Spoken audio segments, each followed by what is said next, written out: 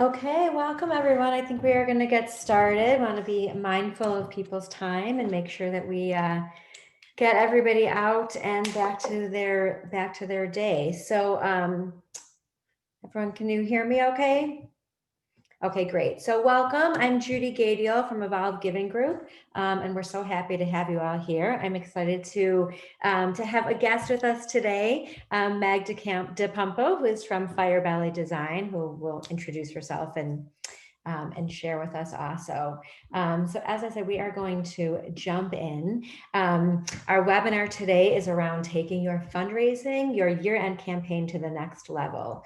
And we're going to spend the next hour with you. We're going to talk for a little bit, and then we are going to leave some time for question and answers.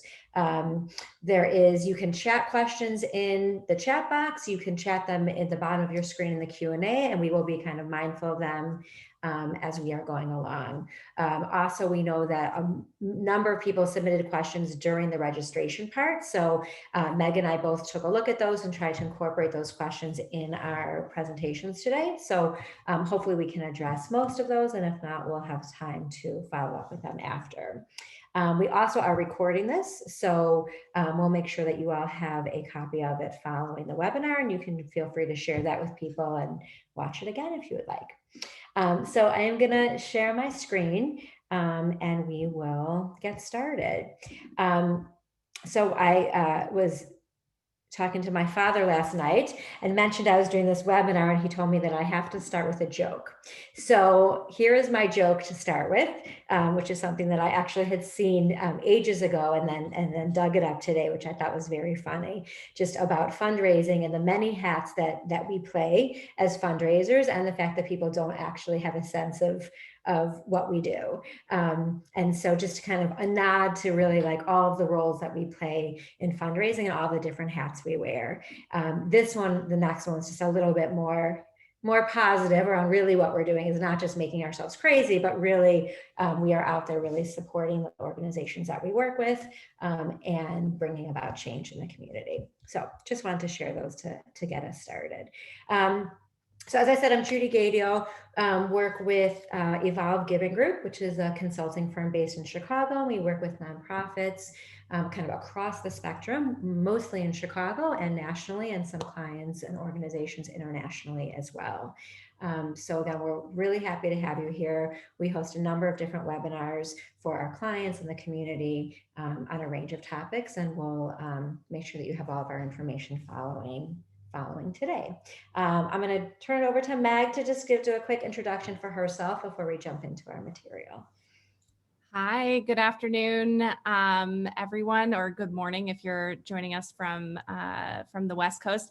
Meg DePumpo, I'm currently the Interim Managing Director and Associate Director of Project Management at Fire Belly Design. We'll get into a little bit more detail about what exactly we do, but so looking forward to spending the next hour with you. Wonderful, thank you. Okay, so again, really our focus today is around specifically year-end giving, as this is the time of year that we are entering into, and just wanted to take a moment to kind of pause and give some context. Obviously, we're at an interesting time in our society, in our communities, for all of us personally as well as professionally in our organization. So just wanted to kind of ground our work today in a little of that and talk about just for a minute or so around kind of what has changed for us, for our organizations, and what really remains the same. And so certainly many of the organization's resources have changed. Your internal resources in terms of budget, in terms of staff, in terms of your capacity. Certainly your external resources may have changed as in your organization over the past year since the beginning of COVID. Your case for giving has likely changed. And it's something that we'll talk about in terms of messaging, but how do you want to really understand and give a compelling message to your stakeholders? So your case may have shifted a little bit in terms of what you need, what your constituents need. The financial situation of your donors, right? So everybody's in a very kind of independent place right now. We've seen across the board some individuals who really have been obviously hit very hard by the pandemic and by the economic crisis, and their financial situation has changed. And on the other end, we see people who have not been directly impacted financially, and in fact have greater capacity to give because they are not having some of the other expenses that they had previously, whether that's childcare or just kind of being out and spending money in the world. So that has changed. Certainly, we're seeing a lot more people who are at home, both working at home and kind of living at home in different ways. And your needs as an organization may have changed, and certainly probably have. The thing that I want you to remember, and that we have seen time and time again with the organizations that we work with, is that for many, many people, their commitment to your mission has not changed. And things that were important to your donors before we hit COVID and before we were in an economic crisis, those things are still important to them. You are still an important organization for them. Your mission is still important. And while they may need to think about it in a different way or kind of allocate their giving a little bit differently, but they're still committed to you. And so that's really something for you to hold on to and remember. And we have seen, again, from the organizations that we've been working with and the stories that we have heard, that many people are giving a greater amounts right now because they're really looking for a way to get involved and feeling helpless and feeling like they really want to contribute. And so the biggest takeaway for me over the past months is really not to assume anything and to really have those individual conversations, because everybody's at a different place financially, emotionally, spiritually, socially, economically. And so make no assumptions and just continue to move forward with your plans. One of the other things that I wanted to share in terms of talking about year-end giving is just a couple statistics. It may have been in some of our marketing materials, but Neon, the fundraising software company, put out a survey, put out some statistics around year-end giving, saying that still a third of annual giving happens in December. Across the year, a third of giving actually still happens at the end of the year, with 12% of that happening in the last 3 days of the year. So even though the year end means different things to different people now, especially if people are giving through a donor advised fund, right, which then doesn't really matter for them in terms of when they're contributing to your organization, or for those organizations who may have a fiscal year who starts July 1, right, and end of year doesn't really mean much for your fiscal year, we are still seeing that donors are really giving at that time of year.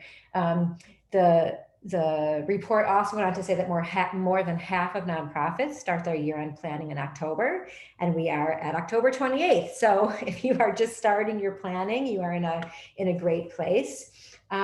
Two other quick ones. It said that 60% of organizations have between 1 and 3 touch points as part of their year-end campaign, and that direct mail is still the most popular medium for year-end giving. So I thought those were interesting to share, and we'll touch kind of on all of those pieces.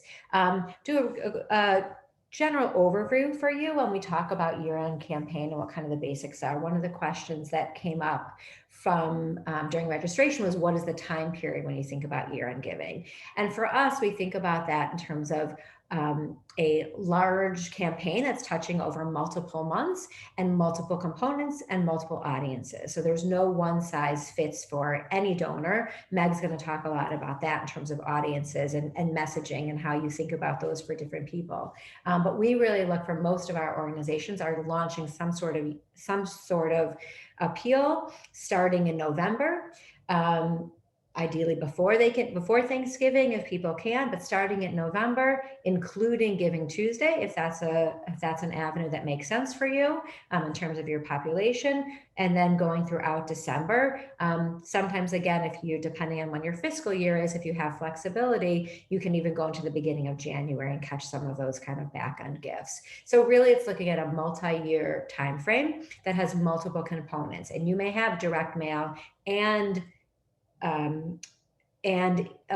email component and social media components and video components. So you may have, and is encouraged to have multiple different components that you're doing to multiple different audiences.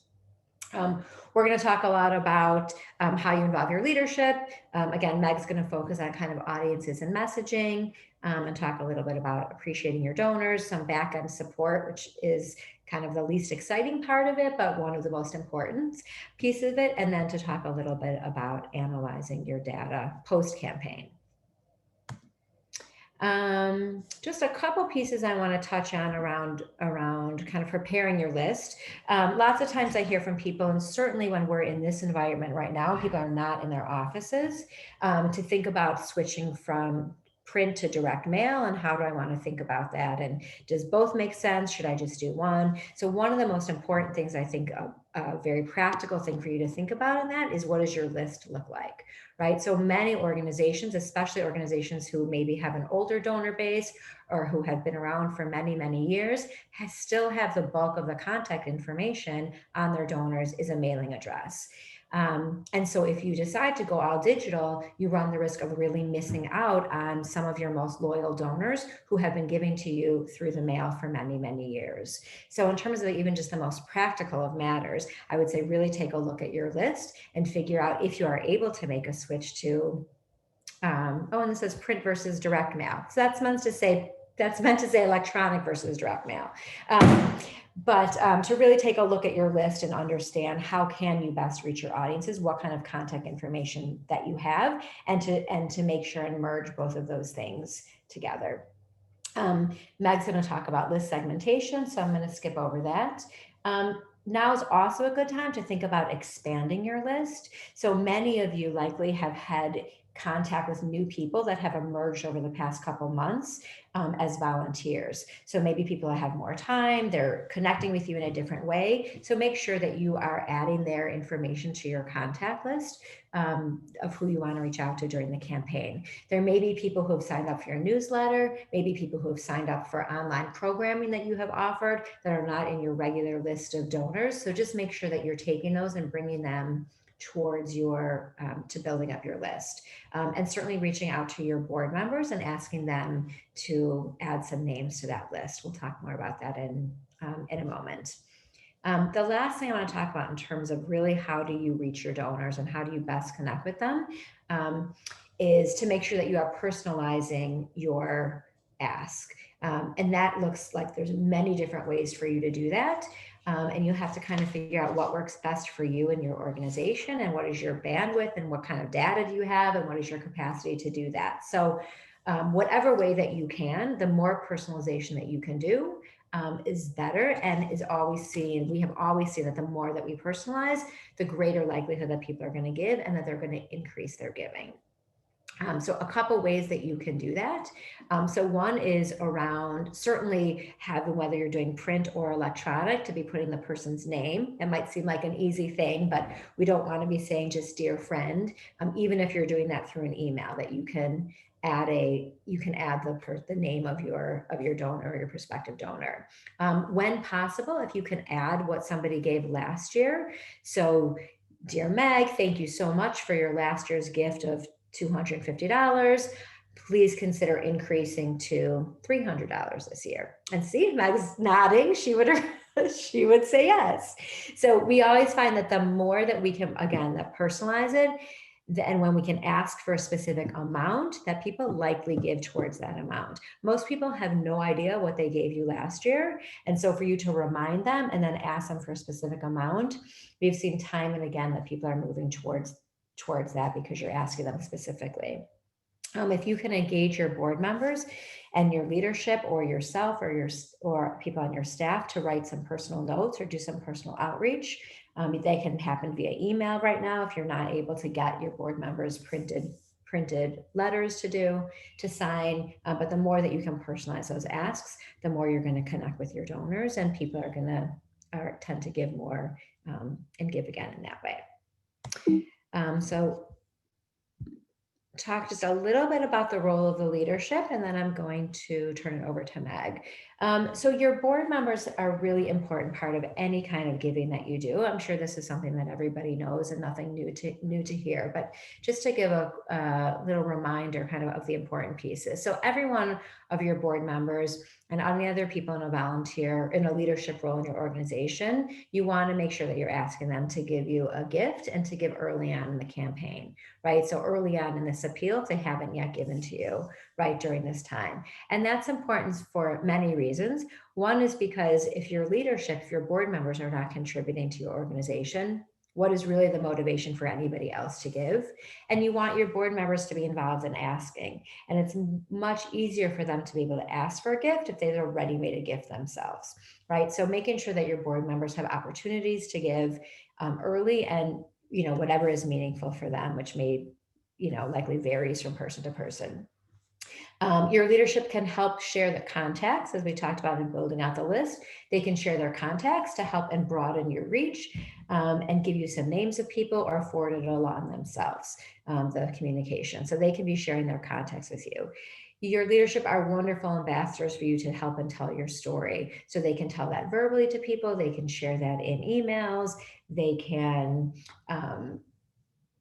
talk about it with their friends, but they're your wonderful ambassadors in telling your story. And so making sure that they understand what that story is right now, if your story has changed, and how they can be a part of it. And your board members are there and available to help and make asks for you.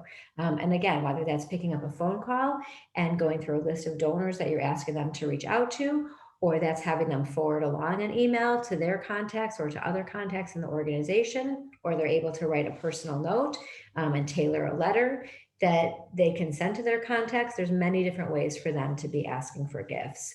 So even if your board members are not feeling comfortable soliciting, there's many different ways for them to be involved in fundraising and to help your campaign to be successful. So again, even in these days where we're not all together in person, it's really important to involve your leadership and to help them, to engage them, to help you grow that appeal. So I'm going to now shift it over to Meg, who's going to spend some time talking to us around how do we tell our story in this day and age. We heard a lot of questions or comments around kind of how do I break through the noise and tell my story. So I'm going to stop sharing my screen and I will let Meg share hers.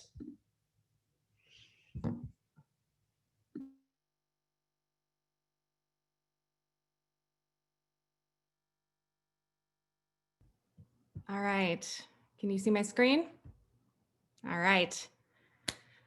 Hello, everyone again. So year-end campaign in the year of 2020. What's different? What's the same? Who knows? Oh dear. Let's see. How do we?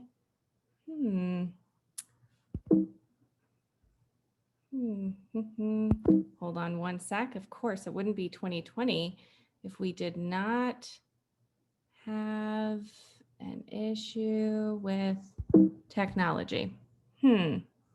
Let's see. Shoot, hold on. Stop share. Oh, shoot. All right, let's try something else. Apologies. Let's try this. Okay, what happens if I push play now? Here we go. All right. Year-end giving and giving a webinar in the year 2020. Never a dull moment, right? So on behalf of our team and myself, thank you so much for sharing your time with us. I know it's precious and some of you are taking your lunch hour to be here. Quickly about who we are. We are a socially conscious creative studio specializing in strategic design right here in Chicago, Illinois. I saw many of you are from around the area. We really strive to live our values in all that we do, encouraging honesty, collaboration, generosity, gratitude, courage, and of course, commitment to doing the work and getting it done no matter what. So why the heck are we here? Well, we're here because we don't, just believe in good, beautiful design, but really in the power and potential of storytelling. It's all really going hand in hand. And as you've heard time and time again, who could have planned for 2020? And while it has been a year of uncertainty for many of us, professionally, personally, we are looking up, we are looking ahead, and we are looking toward our end of the year campaign. And so while we're not here to give you a recipe to make everything magically easier, though we wish we could, we are here to give you potentially some tools to help you talk to your donors as you develop these end of the year appeals. Even if they've already given, even if you're worried about donor fatigue, hopefully these tools will help shore up what you are hoping to do.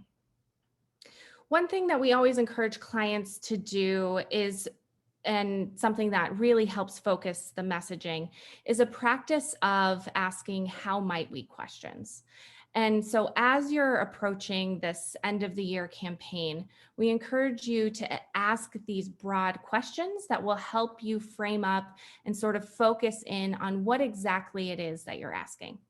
So what I'm offering you here are 3 examples of how might we questions, and you can use them or continue to iterate them as it applies to you. So how might we speak to donors in an engaging, authentic, and distinct way? How might we use what we've learned this year to rethink our end of the year appeals?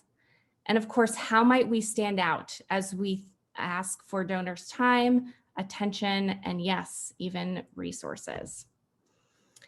So as we're thinking about the audience, you really want to think about who you're speaking to, what are their needs and priorities, and it should go without saying that a strong organization and even a strong development team understands its audience, understands who they're talking to. One tool that we use with many of our clients is something called an empathy map.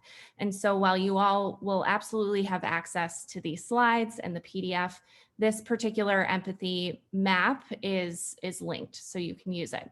If you don't want to use it, that's fine. You can just take a blank sheet of paper, draw a circle in the middle, maybe add some eyes, mouth, hair, earrings, and it sounds crazy, but it puts you into the shoes of those you're trying to reach. Before you begin, you want to identify the audience segment that you're trying to get into their head, and you're trying to determine a question of what you want this person to answer. So for example, for an end of the year campaign, a question would be, why would I give to this particular organization's end of the year campaign? Once you've determined who you're talking to, and once you've determined what your question is, you want to take yourself through an exercise of understanding real, tangible sensory experiences that each of these audience segments would feel. Once you sort of get yourself into their head, you understand how they're navigating their day-to-day, you can really understand what their pains and gains are, which will then help you answer the question that you started with of why would I give to this particular organization's end of the year campaign. The reason I'm sharing this is twofold. One, it can be done no matter if you are a development team of 1 or you don't even have a development team at all. It helps if you don't have a lot of capacity. This is an easy exercise to do. The second is it helps you identify where there might be gaps in your knowledge about your audiences. So while you may not be able to answer them now, looking toward the future, 2021, you can help to identify places that you can get to know your audience a little bit better. So there are 3 target audiences here, and I'm using them as an example for something that we have seen a lot with our clients. Some might be applicable to you, some might not be applicable at all. But I'm using these as examples to help you understand how we segment audiences and then how we then identify tactics for each of them. So the 3 are new donors. So prospective donors whose income may or may not have been affected by 2020, could be high net worth individuals. Some might have modest income, but these are folks who are not yet familiar with your organization. Then you have the long-standing small gift donors. So these are folks who know and believe in your mission and vision so much so that they have consistently given over time 2 or more times. And then you have long-standing large gift donors. So these are folks who know, believe in your mission and vision, and perhaps you have engaged them in more of a personal one-on-one way in the past to sort of help steward that relationship. So digging in further into the audience segmentation, let's look at new donors. What is their profile? So consider that these folks may have had their income affected by COVID-19, or they may not have, but they might have capacity to give. So they, like the rest of us, are trying to keep things as normal as possible. And you want to minimize any additional cognitive burden that your ask might give. But you want to leverage that they're searching for this glimmer of hope and light, and that with direct outreach, they might be willing to give their resources. So there's an opportunity here to understand that these are passionate individuals. They're seeking potentially opportunities to use what resources they do have to contribute to organizations with missions they believe in. So what are the tactics here for new donors who want to believe in the missions of the organizations that they're supporting? Well, you can utilize things like founder stories, video, or real client testimonials. You can equate dollar amount to impact. So for example, $5 equals 3 meals. Thank yous should include a call to action. So if you want to, thank you so much for your donation. If you want to learn more about getting involved, contact this specific person. What are the storytelling tactics with these folks? Well, start at the beginning. Tell the genesis of your organization, then concretely how that mission has been seen moving forward. Client testimonials can tie directly to that dollar amount. So if $5 equals 3 meals, then you can have a client testimonial of someone who perhaps benefited from those meals that were given. And then finally, you can even connect it more internally to your organization. Have an employee provide a testimonial about an impactful client interaction they may have had. As we're looking at long-standing small gift donors, the profile is to understand that these individuals already know and love your organization. Their job may have been affected by COVID-19, so they may not have the same resources to support your organization in the same way that they have in the past. But you can leverage their passion. Even with modest income, they have supported your organization and they care about the work that you do in the community. So there's an opportunity here with these folks to be advocates for you in the community, and they can help you naturally grow your network. So tactics with this group is a little different because they may not have the capacity to give financial support this year. So you can utilize things like digital outreach with non-financial calls to action. You could consider a specific social media campaign that are targeted at these folks. So could they share your profile with 2 friends? Could they direct message you a testimonial for why they've supported you in the past? And some might still have capacity to give, even if it's $1, $5. And so they are more likely to do it if you can share brief impact stories on social media. In terms of storytelling, you want to offer some bright spots. So you want to share brief client testimonials, 3 to 5 sentences in the weeks leading up to the end of the year with specific examples of how your programming has made a difference. And you've asked for their testimonials, you can utilize those direct messages for perhaps why they have pledged support in the past, why they are pledging to stay engaged, even if it's not in a financial capacity. And that could be a part of your social media campaign. Of course, getting all the permissions to share their story and photo, of course. And last but most certainly not least, those large gift donors that have been with you for a while. So consider that while their capacity may have been unaffected by this year, the need is greater than ever before. And there are many organizations fighting for their time and attention. And perhaps they have already given to you this year, but you can leverage that longstanding relationship. There is a reason that they have continued to give to your organization for such a long time. And so with these folks, you have an opportunity to take the long view. This year, we have an opportunity to offer gratitude and knowing that the impact of their dollar was significant to your organization. So now is the time to shore up these relationships for future donations. The tactics here all are under the umbrella of providing an opportunity for deeper stewardship. Here, we're looking at perhaps if you have the capacity, both time and financially, to use something like print pieces that could surprise and delight as long as you have their home address. Real-time connections with these folks. Yes, we all have Zoom fatigue, but there's an opportunity to thank these folks in a more one-on-one personalized way. In terms of storytelling, this is really where you can play with the narrative. You can change it based on the folks that you're reaching out to. So they've donated their resources, tailor the story accordingly. Don't be afraid to use photos, more images, and perhaps even inviting them to a happy hour or a fika, which is like a Swedish coffee break, where they could meet someone who's been directly impacted by their gift, or even just to meet with you in a more one-on-one capacity. Some other further considerations, if you take nothing else away from what I am saying, it's that successful campaigns are targeted. And unfortunately, you're unlikely to find a one-size-fits-all solution. Yes, there are ways that you can streamline the giving, but understanding that what speaks to one audience segment does not speak to all. The big question is, do you have home addresses? This is something that we're actually dealing with at Firebelly. We have folks' office addresses, and while we send beautiful print pieces that definitely surprise and delight, they would be sitting there gathering dust, and what a waste of both human and financial capital. So do you have folks' home addresses? If yes, then consider more tactile pieces. Snail mail should be deliberate and focused. I am of the mindset in 2020 that if you are sending things, then it should be because you have a darn good reason for it, because even though they are wonderful to receive, it is not as reliable in all parts of the country right now.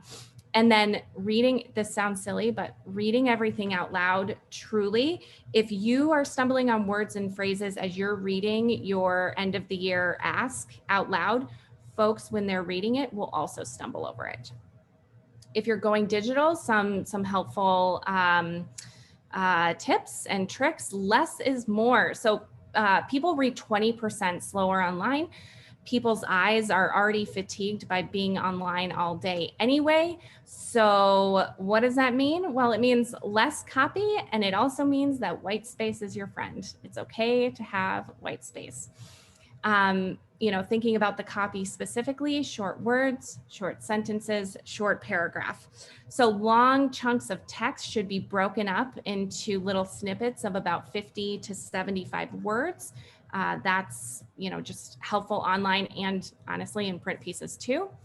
And don't get to the point, just start with it. So people, when they're reading things online, are like scanning if it's even worth their time. So make sure that you have meaningful subheads, and make sure that you have memorable introduction sentences. That just helps folks as they're scanning through. Other helpful resources that we have found, Loom. This is a video messaging platform.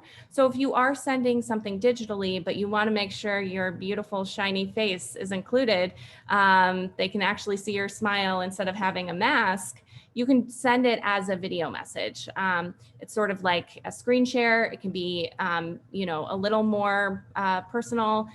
So Loom is a great resource.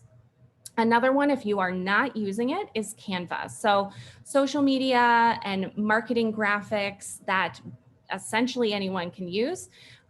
If you do not have a graphic designer on staff, as I am lucky enough to work with brilliant folks, Canva is your friend and makes some pretty incredible pieces that are very helpful. So Canva and Loom, if you have not already looked into them, are great resources. And that is that. All right, let's see if I can stop sharing. Oh, sure, I can stop sharing quite easily, but starting to share, who knows? All right. Thank you, Meg. That was really, really wonderful, really insightful, and I think really gives a lot of really good information. I love that point that you said about don't get to the point, start with it. Like, I think that is really, very spot on and really helpful.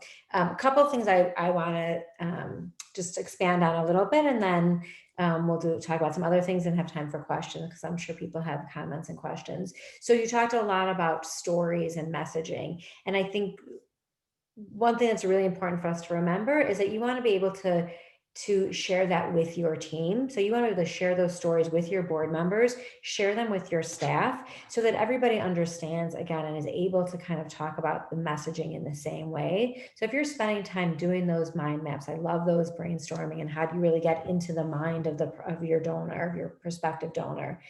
Those are wonderful exercises to go through and take time and thoughtful consideration. And so share those. Again, so share them out with your board members or your other volunteers. Anybody who's going to be out there really as ambassadors for you should be able to understand that and have that same messaging and that same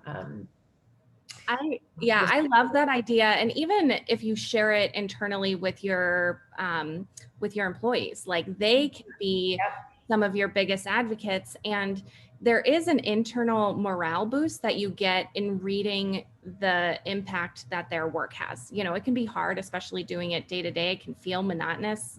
And even just seeing that offers them an opportunity to reflect on the good work that they're doing. So that's a great point. Yeah, absolutely. Okay, good. I'm going to go back to sharing with you, and we'll talk through a couple more pieces. That is not the right button. You don't need to go back to the beginning. So let's try this again. And we will move forward.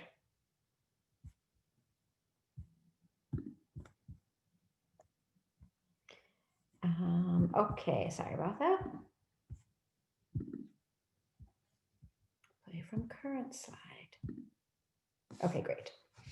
Okay, so I want to shift a little bit from kind of I can't remember what side of the brain it is, but from away from the design and creative side of the brain that Meg was focusing on and on the other side, and just talk for a little bit about some of the kind of less attractive but very important pieces that I think we often forget about when we are working on an appeal or a campaign of any sort. So I'm going to kind of talk through these in no particular order.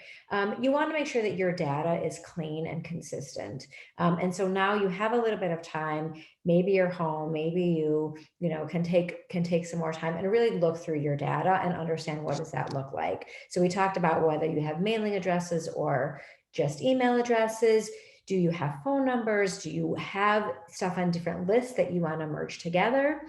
If you're printing letters, do you want to make sure that your lists and that you have maybe a first name and a last name? Do you want to have it say Mr. and Mrs.? Do you want to have it say, just the individual's name? If you have two last names, just how do you want to organize your data and make sure that it's clean and that it's consistent? And now is a good time to do that. It's also a good time to run those lists around by other people on your staff or on your board to look at how people are listed. I mentioned to Meg and I were talking about lists, and I mentioned that I was a board member on an organization, and a letter came to me in my formal name of Judith. Like, nobody ever calls me Judith, and an organization that I am involved in and engaged in as a board member of, and I'm getting a letter that calls me by that formal name, right? That tells me that they're not taking the time to go back and look through their list. Donors can be sensitive to that. So just make sure that you have somebody who knows your people run through your list, people who have moved, people they know maybe who have gotten separated or who have passed on. So just take that extra time, look through your list, run that by someone else to also take a look at it. You want to make sure that your language is updated everywhere, right? So if you're coming up with this wonderful new campaign messaging that Meg talked about, make sure that language is then reflected on your website, on your donor page on your website, or your kind of about you page on your website, that in your thank you letters that you use similar kind of language so that you can send those out and acknowledge people and you have current information. You want to make sure that if you are directing people to your website to make donations, that your donate function and your payment system actually works. So there would be really unfortunate to drive people to your website and then have them not be able to look at that. So take that time. Maybe it's been a while since you looked at it. Maybe you need to update your processes and make sure that that's all working. If you have giving levels that you choose to list as part of your campaign, you're asking people to give to a certain amount, have that connect with what you have on your website so that it's all consistent, so that your messaging is consistent and what you're asking for is consistent. You want to take some time and think about what is your acknowledgement process? How are you thanking your donors? That may look very different than what you were doing previously. Again, if you're an organization that was sending a lot of print thank you letters and you are used to doing that in the office very quickly, you're going to want to rethink what that looks like. Maybe you have access to get into your office, maybe you don't, but you're going to want to take a little bit of time, think through that, think about who's going to get an email message, who's going to get a thank you letter, right? If you're an organization also that had engaged board members or other staff in writing personal notes or signing by hand, what is the way that you're able to do that? And if you're not, then how can you still make sure that you're responding to your donors? You don't want to get to the point where all of a sudden it's, the day after Giving Tuesday, you have all these donations and you don't have this ready to go. So take your time right now. You still have time to really sit down and figure that out. You want to make sure that you have a system in place to track your gifts. If you're involving your leadership and asking them to share information for you, to share contacts with you for their people in their network, you want to make sure that you then track that information so that then you can go back to them and say, Meg, thank you for sharing the names of your 10 people. And here's the 8 people that made gifts to our campaign. Right? So that Meg then can go and do a personal outreach and a personal thank you to her 8 people that contributed, and maybe her 2 people she can reach out to again during the campaign and ask them to make a gift or check in with them and have a contact with them. So you want to make sure that somewhere in your tracking, whether that's in a database or if you don't have a database, whether it's in a spreadsheet, somewhere you're keeping track of who the leadership contact, relationship manager, however you want to describe that person, make sure that you're tracking them and that you are following up throughout the campaign. It's a really helpful way to connect with your board members, to connect with your staff, to keep people motivated, especially if you're doing a campaign that lasts over a couple months. Let people know what's happening. A quick email to say, thanks so much for all you're doing. We've raised X amount of dollars so far. We're X amount, percentage toward reaching our goal for this campaign. Keep up the great work. That really just kind of helps to keep people engaged and motivated. Again, and being able to share a list of donors. You don't need to share amounts, but just share a list of donors, and especially with those leadership contacts can be really helpful.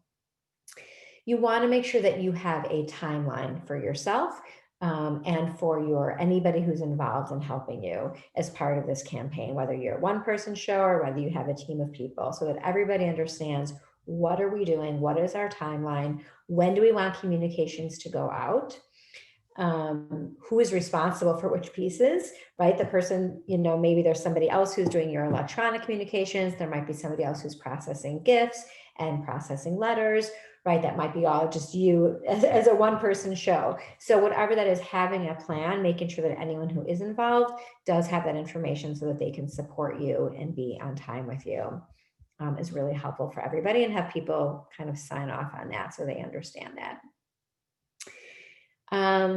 Want to make sure that we're showing gratitude to our donors. Many different ways to do that, even if again it's different than some of the ways that maybe you did before, because you may not be taking people out for lunch or anything like that, but many ways to show gratitude. It's a great way to involve other people, volunteers, other staff, if they're available and interested, certainly your board members. So certainly, as I mentioned, people who give you names of their own contacts can do personal outreach and thank you. Even if the organization is sending a letter, your board member can call their people and say thank you. As an organization, you want to look, maybe you're making phone calls to your donors who are giving a certain level and above. So they're hearing from you as the executive director or from the CEO or your development director. So they have that personal contact. Sending a kind of mass email, a thank you e-blast, so we like to refer to it. at the end of the campaign, even during the campaign, to get people to, again, to see you as a place for them to give their contributions and to just kind of stay excited about the campaign. You may decide to share a list of donors after the campaign. Maybe that's more you're doing that at the end of your fiscal year. And you have to see what's right for you. Many organizations share a list by alphabetically. Many also share them by giving level. So I think it really depends on what fits within your culture. And one of our favorite things that we like to talk about and do with our clients is a thankathon. And usually that happens towards the end of the campaign or after the campaign. It's a great way to involve your board members. It's very simple. You can do it, anywhere. People can do it remotely. And we do that by giving board members each a list of, 5 to 6, 10, whatever that is, number of names and contact information. And they make phone calls and just say thank you. It's really easy for your leadership to do. Most people aren't answering their phone anyway, so it's a quick thing. And your board members have a chance to say thank you. We don't have to share gift amount. It's really just a touch point to say thank you so much. Board members, I've had done it many times, and people really are very hesitant to do that. And then once they do it, are really excited and happy to participate in that way. I'm sure there's other ways that you all can think of to show your gratitude to donors. So this is just a couple of them. So however you choose to do that, make sure that you're doing that and doing it again and again. And the last thing I'll go over, and then we'll do some questions, is that once you are done, to take a little bit of time and just get some data for yourself so that you can understand what worked this year, what didn't work, how different was it from you this year versus last year.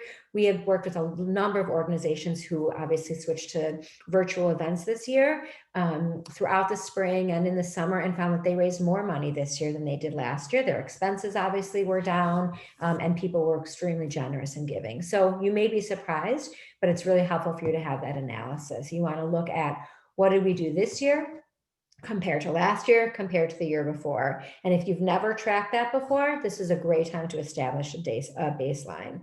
A couple things that we really look for in terms of looking at that is total dollars raised, number of donors that gave, number of first-time donors. Also could be number of lapsed donors, so people who gave maybe 2 years ago but didn't give you last year. What is your largest gift?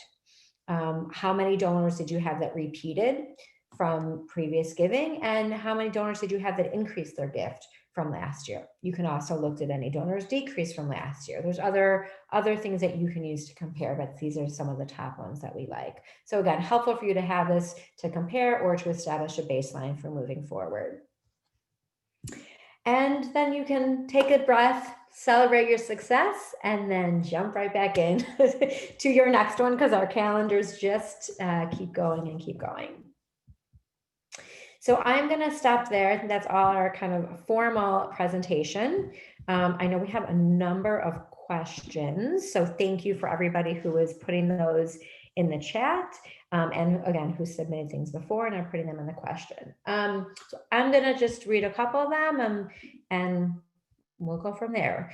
Meg, talk to us a little bit. There's some questions around timing. How many emails should you be sending? We talked about kind of November to the end of December. How many touch points do you recommend having with donors throughout that time? And what is kind of the cadence of that? Yeah, that's a great question. I think it depends on which audience segment you are reaching out to. If it's new donors, this is the first time they've ever heard from you. And oftentimes our email inboxes are sort of spammed, and it's easy to get lost in the shuffle. So those are the folks that I would do, 2 to 3 touch points from, November to the end of the year, with a big call to action to follow you on a different digital platform. So like social media, I don't know if you have Instagram or Twitter, but that's a way that they can better authentically engage with your team.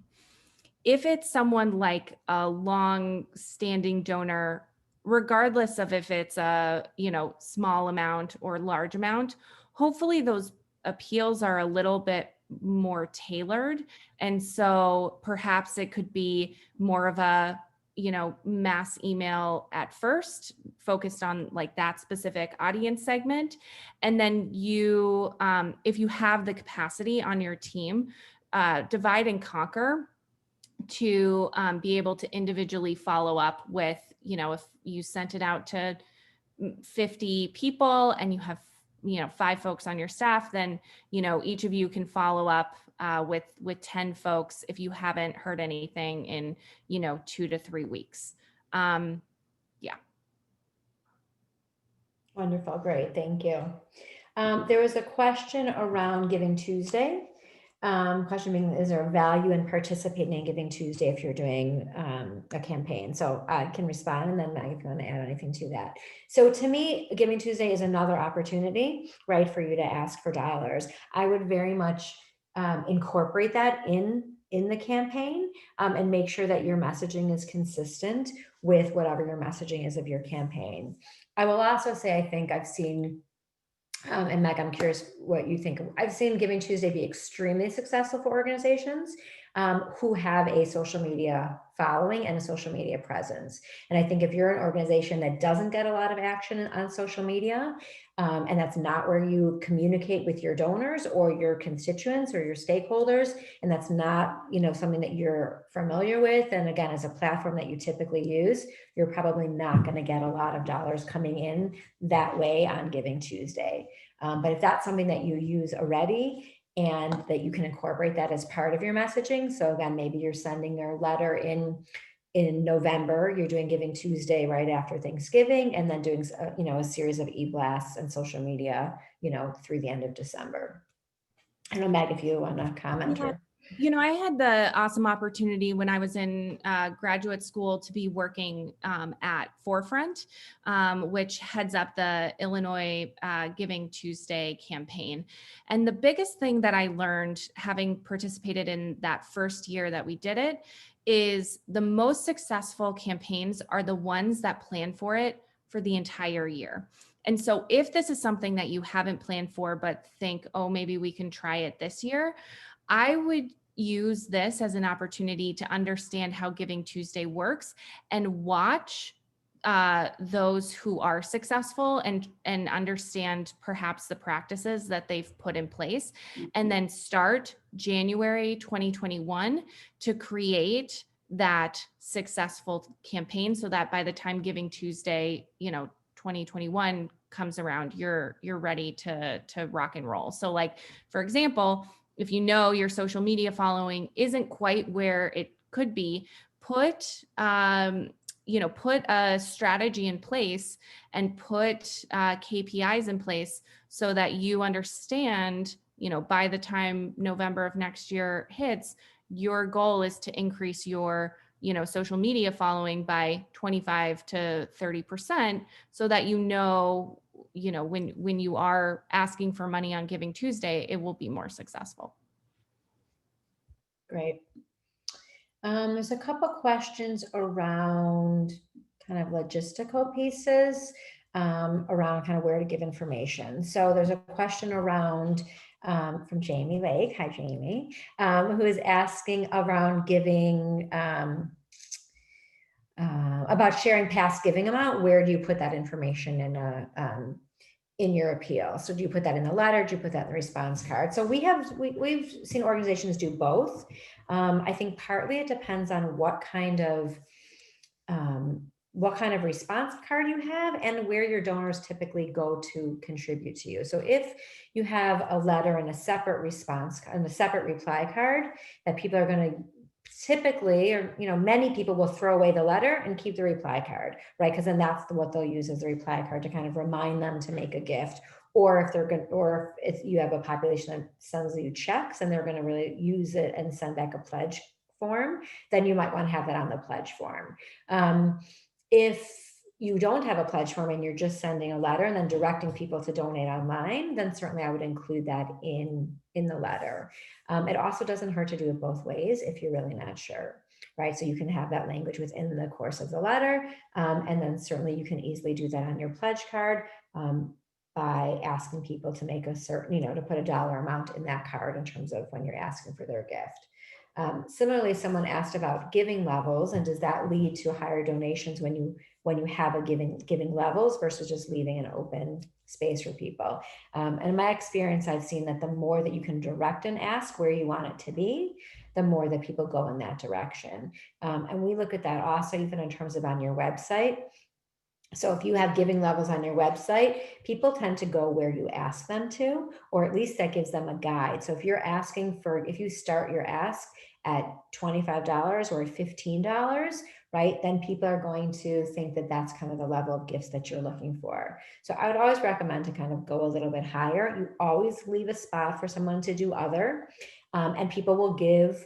If they can't give or they're choosing not to give it at the level you start with, they will certainly go less and do what they want. But you want to try to direct people to the level of giving that you'd like them to be able to do. So I would suggest the more that you can be specific, the more that people tend to kind of go in that direction.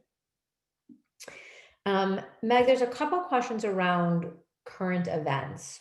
Well, I'll say as in terms of specifically, how do we address election, right? Post-election in this campaign in terms of messaging and COVID. And should the focus be on COVID, on programs, on the impact of those, and any thoughts around kind of messaging around the election?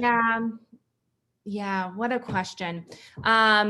A couple things. It depends on if you have already made an appeal, a COVID appeal. So if you've already reached out to your donors specifically around COVID, there could be some, copy around, thank you for any support that you've provided for our mid-year campaign around COVID. We're wrapping up the year, blah, blah, blah, blah, blah. If you haven't, you don't want to appear tone deaf, so if you have not reached out to your donors and mentioned COVID at all, I think it would behoove you to, just acknowledge that this has been a year that, that was unplanned. And so I think that would be absolutely appropriate. In terms of the election specifically, it is very much dependent on who your donors are, who your audience is, and your organization. So, for example, we are not a nonprofit. We are not asking for donations as a, creative design studio. But if you follow us on social media and you understand our audience, it's very clear where we lean politically. So it would not be strange for us in our monthly newsletter to talk about the election, the effect that it has had, and our thoughts and feelings on it. However, if you know that your donors sort of span the political spectrum, I would be careful about how much you do or do not divulge about your organization's thoughts and feelings on the election. Regardless of who wins, it will affect your organization, and it does not change the current state of your organization financially right now. So you can speak very directly to your current state without being disingenuous and not having to mention the current political environment. And I would just add to that as nonprofits, as many know, you're really, in terms of being able to take a political stand or make political statements or endorsements, is not something, right, that you're able to do as a nonprofit. So I think there is a fine line of acknowledging, the times in the world. And also really it's an opportunity for you to focus on some positive things. People have enough negative things to read and get those messages all the time. So I think if you can invoke some positivity and some really, there's wonderful stories to share during these times as well, and many silver linings. And I'm sure you all see those in your work as well. So I would say if you can try to focus on those. And I think, Meg's point about being, you don't want to be disingenuous, you want to be really authentic. And there's really wonderful stories to share. So we are just at the end of our time. I'm going to do a quick screen share one more time. to let you all know that we have another really exciting workshop that we're doing November 11th. So this will also be online, but this will be more of an interactive workshop with Evolve around how do we solicit major gifts on Zoom. Many people say, we can't be in person, so how do we actually talk to donors? So this is a great opportunity for you to hear from our team in that as well. So we hope that you'll join us. As we said in the beginning, we'll be sending out all this information for you so that you have that. Please feel free to reach out. We'll make sure that you have Meg's information as well. I believe it's in the deck that we'll send for her. So please reach out with any questions. If either of us can do anything and support you and your work and your organizations. And a big thank you to Meg. And we're so excited. I told her I've been a fan of Fire Belly for a long time and really excited to be able to connect with her and to work together. So thank you all so much for joining us. Really hope you have a wonderful day, and we're excited to hear how your campaigns go. So please let us know. Best of Thank you luck. so much. And Thank you. bye.